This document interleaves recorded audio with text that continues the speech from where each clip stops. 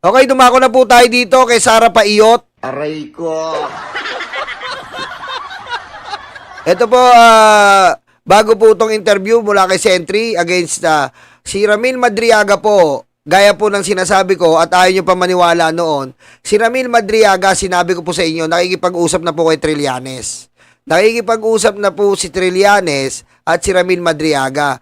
At sinigurado po ni Sentry na ang mga dokumento at mga sinasabi ni Ramil Madriaga po ay totoo. Kaya po nakipagkausap silang dalawa at sa pag-uusap nga nun, nalaman po ni Sentry na legit po si Ramil Madriaga. Kaya nga po dito po sa reklamo na plunder, malversation at graft and corruption ni Trillanes, sinama po nila ang statement ni Ramil Madriaga. Ramil Madriaga,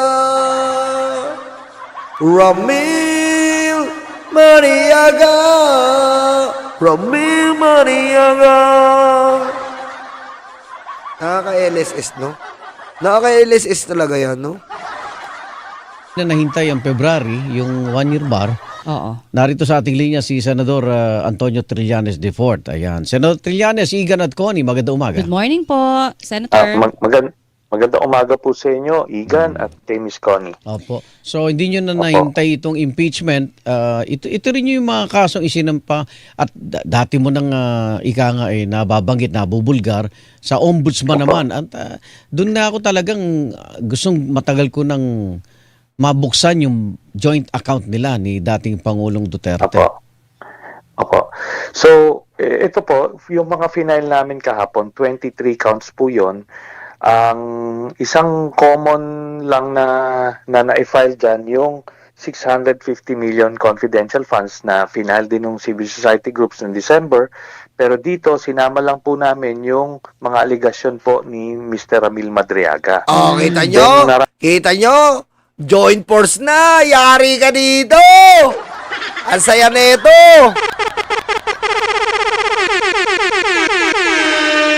Diba? Ang lupit, no? Joint force na, Ramil Madriaga. Balita ako, meron nga daw si Ramil Madriaga. Parang scandal pa ni Sara eh. Kami po kaming mga idinagdag na first time lang po itong naisampa, no? Yung 2.7 billion pesos na winaldas din na confidential funds when Sara Duterte was mayor of Davao City. Meron ding 8 billion pesos na overpriced laptop scam nung siya ay DepEd Secretary. Tapos may 12 billion na COA disallowances. Naku! DepEd, 7 billion unauthorized cash advances. Naku! Tapos ito, yung 2 billion pesos ill-gotten wealth base dun sa mga bank accounts. Siyempre, sasabihin ng mga DDS, ba't ba kayo na po si Mami Sara? Mami Sara, Mami Sminchin, tulong! Tanga! Miski si Miss Minchin, galit na kay Sara nyo! Aray ko. Ha? Anong sabi ni Miss Minchin? Napakasama po ng bunganga ni Sara Duterte. Naggawa pa siya ng libro na Isang Kaibigan. Natatanda mo yon? Si Miss Minchin sa Senado? Di ba pinaiya? Ano po to? Ba't gagawa kayo ng libro na Isang Kaibigan? Ano sabi ni Sara? Bakit ganyan mo ako, Miss Minchin? Di ba? Paiya siya kay Risa, si Miss Minchin. Galit na si Miss Minchin kay Sara. Di ba? Tsaka to si Miss Minchin, nakita niya si Sara kinakamay si Lottie. Aray ko.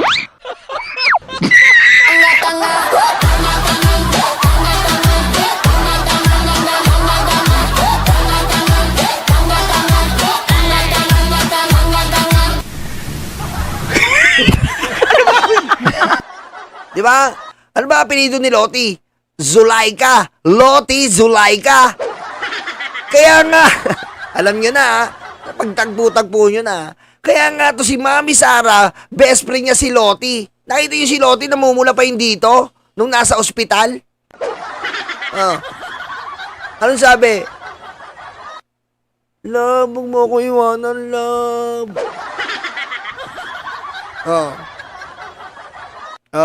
Di ba? Yan yon, si Sarah, si Lottie, at si Miss Minchin.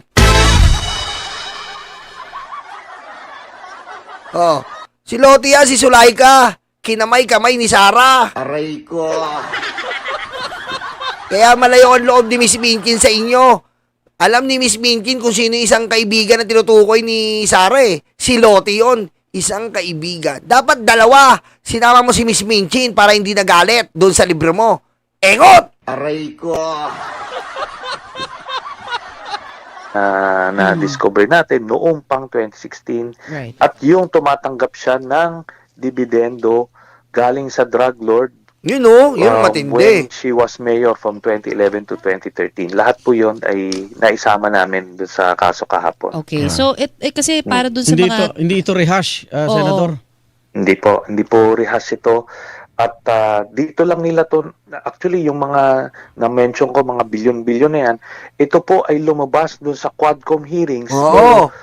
Ang mas nabigyan ng atensyon, yung Mary Grace Piatos, Yes. yan yung 650 million.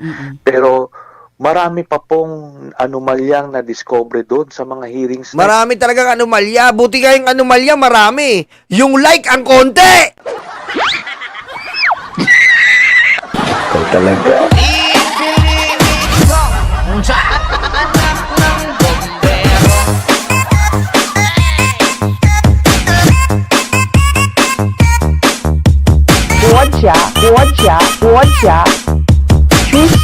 Xi Jinping.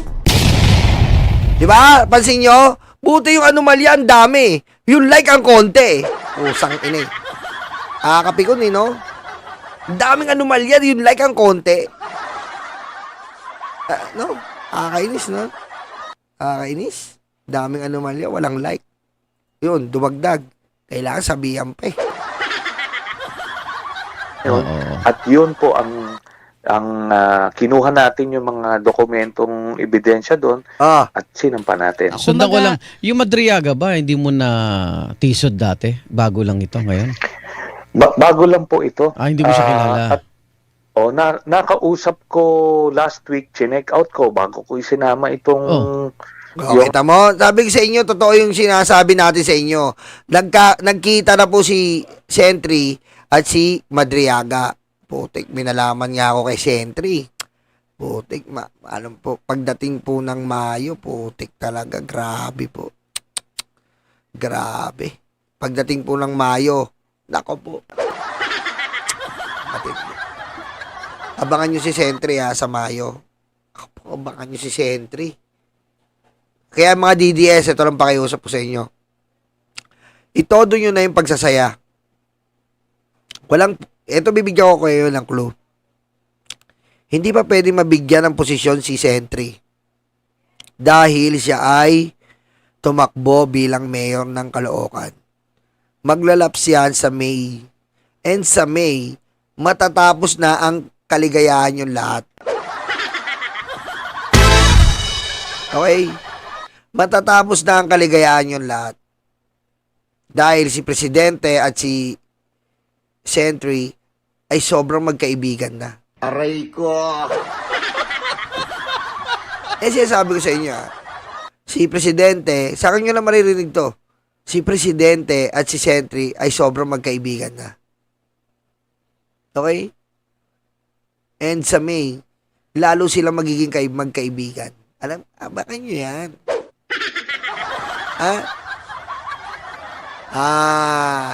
Clue naman, anong posisyon? Okay, teka, anong posisyon? Parang ano ba posisyon? Pwede ko ba sabihin? Saka na lang eh. Aray ko. Saka na lang, bawal kasi. Bawal ko sabihin. Basta may... bigyan ko kayo ng clue Ay, di talaga eh. Ma-obvious nyo eh. Ma-obvious nyo. Saka na lang. Kaya na naman kayo, dali nyo na naman ako eh. Aray ko. Allegation niya. Oo. So, Marami, may mga agam-agam pa rin ako, but generally, yung mga ibang na-mention niya, nag-check out naman when I got out. So, hindi lang ito yung nag-iimbento lang. So nakausap niyo po siya, scammer. Senador? Opo, nakausap ko siya, nagpaalam ako doon sa abogado niya Yan. at doon sa kanya mismo. So, Aha. bumisita po tayo. At anong, ilang, ano anong po yung mahalagang nag-check out? Oo. Oo, sinasabi niyong tumugma naman. May mga, habang nagkikwento kasi siya, so nagte-take note yung kasama ko. So, at the end of that, sinasabi ko, lahat ito i-check out ko bago ko i-check ko, i-validate ko yung mga impormasyon na sinasabi mo. Hindi Oy. ko basta-basta yayakapin yung sasabihin mo. Opo. So, yun naman. So, paglabas namin, lahat nung mga na-mention niya, nag-check out naman, na-validate naman. Nakita mo? Si Sarah daw at yung drug lord nag-check out. Ibig sabihin, nag-check in. Di ba? Kung hindi ka naman mag-check out syempre nag-check in muna yung si Sarah tsaka yung drug lord. Aray ko. Oh. Oh, yan na. Nag-check in muna. Kaya nakapag-check out. Malinaw po yan Still, alam nyo, kasi he admits na talagang gumagawa naman siya ng krimen, basically. May mga talaga, may mga gaps pa rin.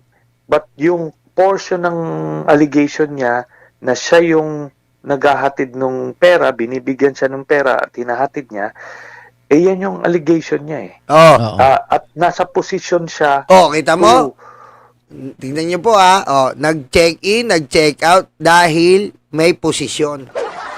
Kita niyo na pagtatagpo niyo na Si Sarah daw nag-check in tapos pumosisyon, sabay nag-check out. Malinaw Aray ko. to commit those acts na sinasabi niya. Oh. Oh, So tingnan mo, yun lang naman yung kwan ko po. pero ang naratibo yeah. ng kampo niya ganito, Senador, no? Ito'y mga aksyon ninyo, ang layon lang daw, mapigilan na maging Pangulo siya sa 2028. Pero pag binusisi nyo naman yung mga dokumentong hawak ninyo, nakakalimutan yung pananagutan Tama! ng isang Kaya yun government po. official. Tama! Na nakatuon sa 28 Ayun po yun election. pusang ina Nakakalimutan po nila kung talagang bintang yan, patunayan mo na yan ay hindi bintang. Okay? If that allegation is not true, if that allegation is false, if that allegation is not correct, then present a real evidence that those allegation is incorrect or not true. Okay? But we have seen so far this BP Sara Duterte Impacta Piona Dora Lacuachera de Demonieta is doing a lot to his colleague or allied to divert the attention of the Filipino people. Okay? He is spending a tons of money to control different allies to divert the mind of the Filipino people so that this Impacta, Jablita, Demonieta, Sara Duterte cannot answer the allegation. Okay? Ganun ang ginagawa Imbis na sagutin, dinadivert na lang. Papalabasin si Chis Escudero, papalabasin si Marcoleta, papalabasin si Robin Padilla, papalabasin yung baba ni Aiming napakahabang isang ruler, papalabasin yung mga Titan. Okay? Ako po ay nagkaroon ng phobia sa PFB nakaraan. Yun naman, Bakit ka mo, Nyolo? Nagkaroon po ako ng phobia dahil nakakita po ako ng Titan. Ayan po, Ayan, nakita ko lang po kita ko po. Ayan na-screenshot ko lang po. Habang nanonood ako, biglang may lumabas na Titan. Kita nyo naman? Patayin mo si BBM. No joke.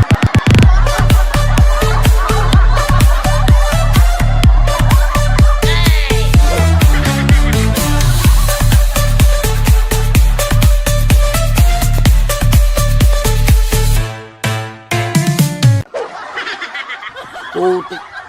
Di ba? Siya lang po nakakapag-thumbnail ng ganyan. Kita nyo yung thumbnail? Di ba? Siya lang nakagawa ng thumbnail na ganyan. Undeveloped Titan. Aray ko. Diba? Oh. Ayan po, thumbnail yan, no? Oh, thumbnail ng bilyonaryo. Tignan po yung thumbnail, oh. Nakakatakot. I'm scared. Aray ko. Oh, di ba? Kita mo naman, oh, kakain na naman siya, oh. Ang laki ng ngipin, oh. Isang ruler. Mapigilan siya maging pangulo. Oo nga po eh. Pero kung maalala po ng mga kababayan natin, 2016 ko pa ito nilabas eh. Hindi nga siya mayor noon eh. Oo. Wala siyang pwesto noon. Oo. So, ang tanong nga ho dito, kung papanagutin natin yung isang opisyal, kailan natin ifa-file ito? Yung election, 2 years away. Ilan ba dapat? 3 years away? Yes. So, pagka ba nagsabi ka na tatakbo ka, hindi ka na pwedeng kasuhan? Tama! Sa Okay. sistema natin, kapag gumawa ka ng krimen, kailangan ka managot, may eleksyon man yan o wala. Okay. Ganun lang po. Yes, tama po yun. Ang tinatahak po natin ay ang pagtakbo bilang presidente. At yung idinudul-dol na pagiging presidente ay si Sara Duterte na magnanakaw. Kriminal na tao, hindi po tayo gumawa niyan. Siya mismo ang nagpakilala sa sarili niya. Tama, mali. Wala tayong ginagawa kundi tinitignan lang natin, nagmamatsyag lang po tayo sa mga galaw niya. At tignan nyo naman po ang galaw. Mamamatay tao. At tignan nyo naman po ang galaw. Magnanakaw na tao. At tignan nyo naman po ang galaw. Walang yapo sa pera ng taong bayan. Ayaw niya magpaliwanag. Pang-apat, binabastos niya po ang saligang batas. Hindi siya pupunta sa Congress hearing. Ganyan po ba ang gagawin natin presidente? Baka pag nagpresidente niya, gibain na lahat. Gibain niya lahat ng kukontra sa kanya, miski sa Kongreso o either Senado. Ganun po ba ang gusto natin? Ha? Hindi po ganun ang presidente. Hindi niyo po nakikitaan sa Pangulo yan. Ang Pangulo nakikiusap to the equal government level niya na legislative at judiciary. Pero pag si Sara po ang naging presidente, wala pong pakiusap yan. Brabrasuin niya yan. Diba? Binastos niya ang Kongreso mga ilang beses na. Tama po ba yon? Sa tingin nyo tama yun, may hearing ka sa budget mo sa OVP. Hindi mo aatiran, nandun ka, nagsiswimming ka sa Quezon. Tama po ba yun? May hearing ka sa Kongreso, nagpapatuto ka kay Apo Wang-ud. Tama po ba yun?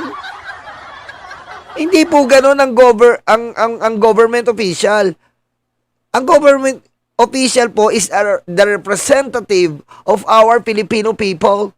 The mandated obligation of a government official is to serve our Filipino people, imploring the aid of the Almighty God.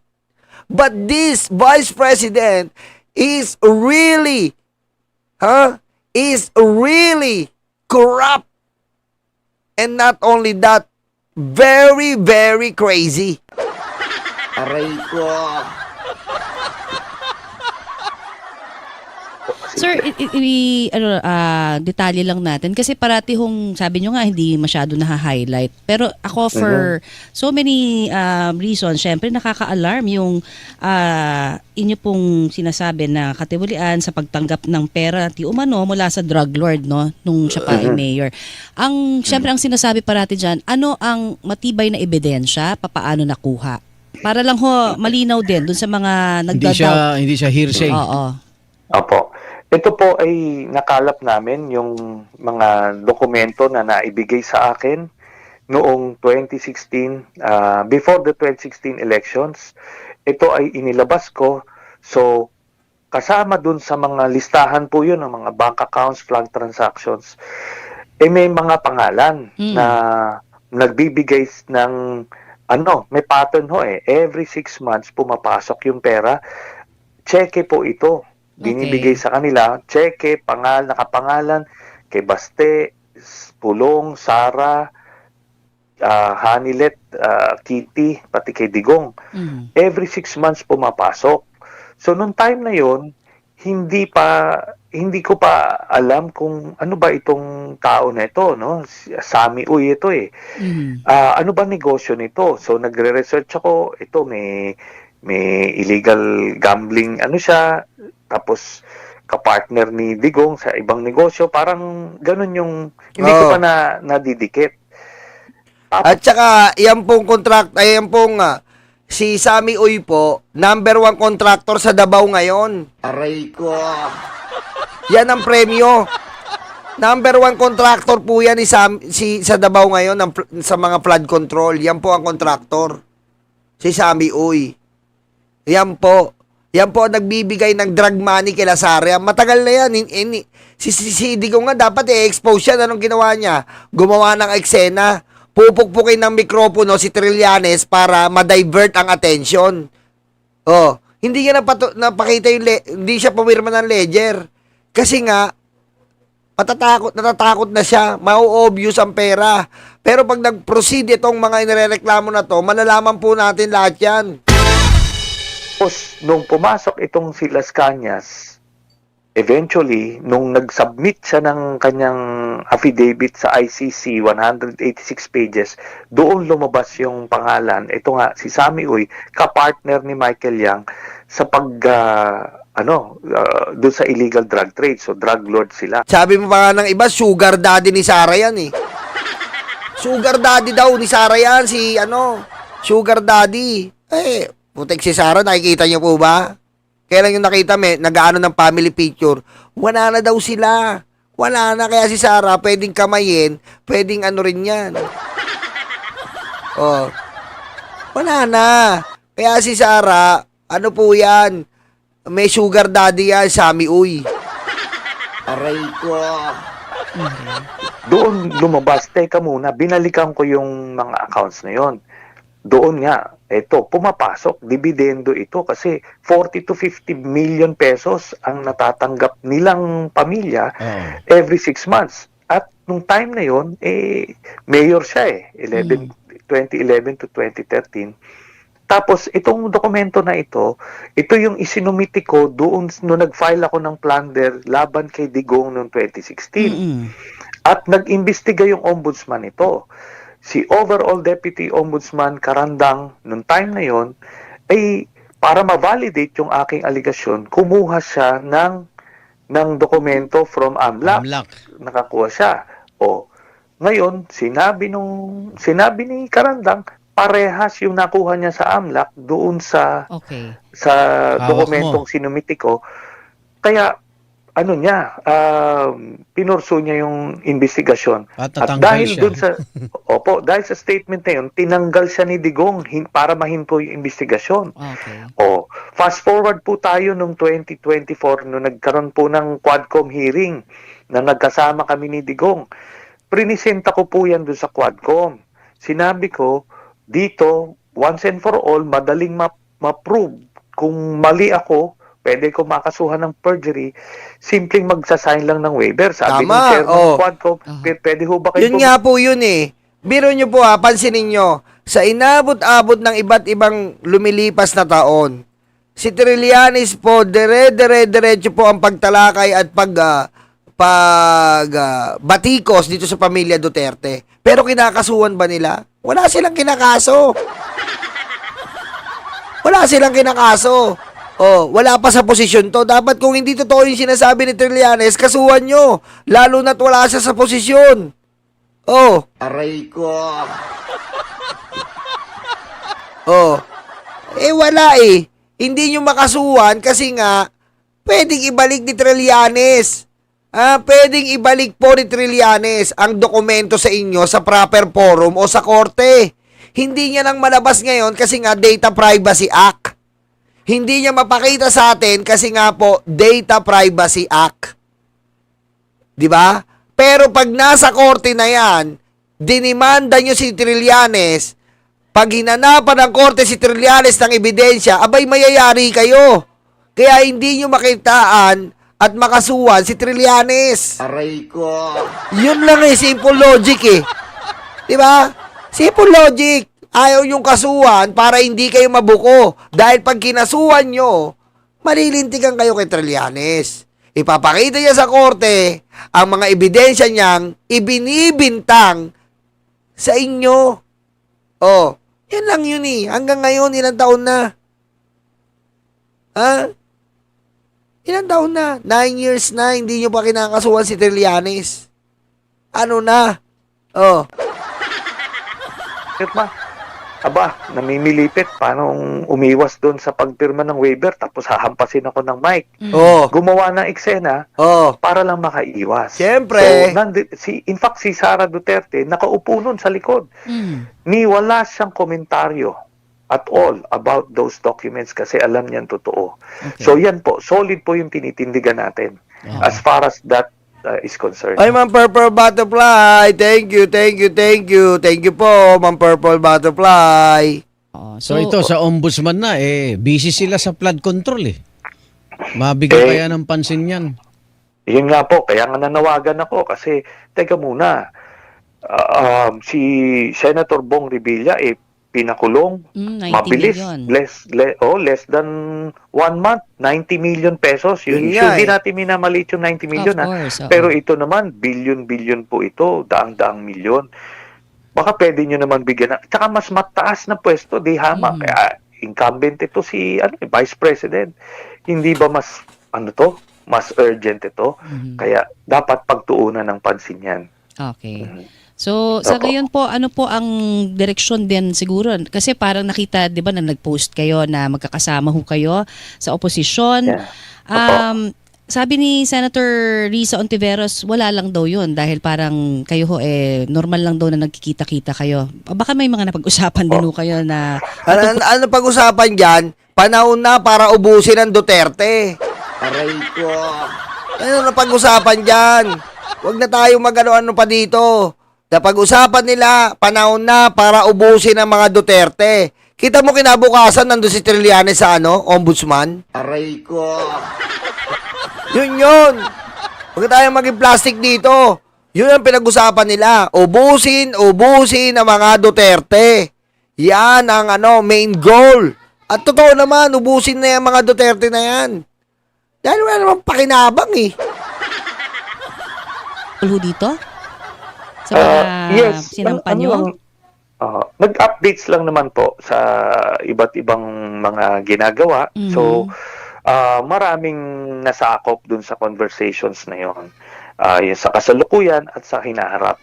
Ganun lang naman po yan. But, rest assured, tuloy-tuloy po yung consolidation. Kasi, ganito to, napaka-importante po nung halalan sa 2028. Hindi tayo pwedeng mahuli na naman sa preparasyon. Kaya, kailangan gawin na yung nararapat sa lalong madaling Pero panahon. ang reklamo sa ombudsman, merong nakaabang na impeachment na naman sa Pebrero Opo. So, okay lang ba yun na...